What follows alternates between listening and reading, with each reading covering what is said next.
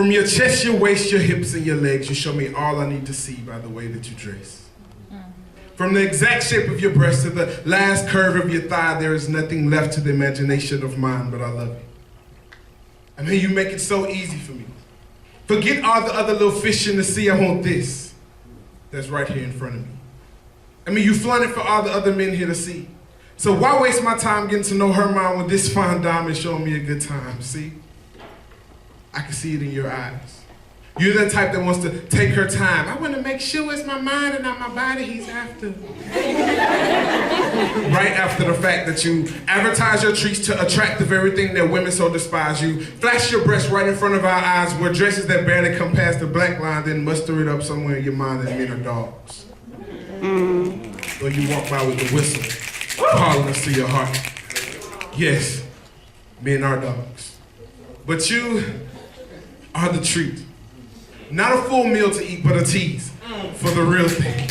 It won't last long because when I see the next thing, I'm gonna bite like a bass in the big blue sea. You should be able to see right through me, but as soon as I say L-O-V-E, you are right back at my feet begging me not to leave, so who's the dog now? The club.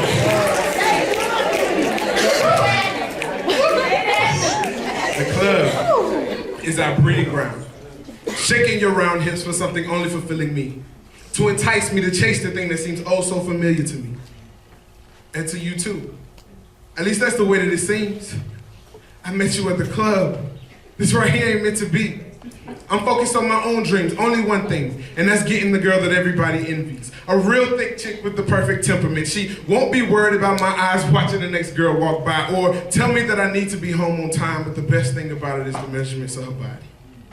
36, 24, 36.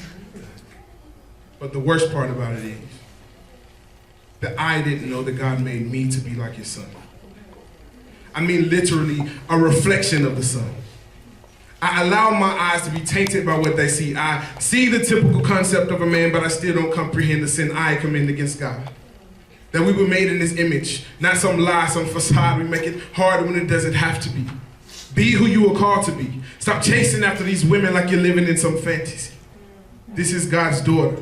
Not a dime or a quarter, but if you keep spending your time, you're gonna wish you had more time when the devil says, you're mine. But that's when it becomes real, right? Now you decide you need to chill, right? But hell is not cold or chilly when you get told, depart from me. I never knew you. You live life the way you wanted to.